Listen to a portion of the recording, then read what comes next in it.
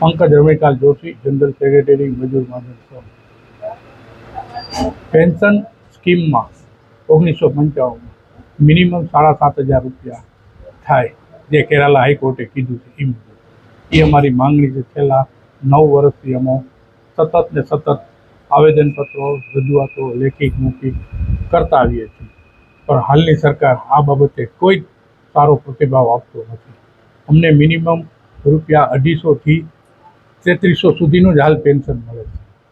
છેલ્લા સમાચાર મળ્યા કે સંસદ સભ્યો, રાજ્યસભાના સભ્યો ને સરકારે આજ રોજ અમને જે માસિક પેન્શન મળે છે ને એટલું રોજનું વળતર આપવાનું નક્કી કરેલ છે। આ કેવી અન્યાયકારી નીતિ સરકારની છે।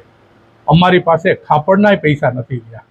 અમે કદાચ ગુજરી જશું તો ખાપડ જેટલી પણ પેન્શનમાંથી રકમ અમે બચાવી નહીં શકીએ।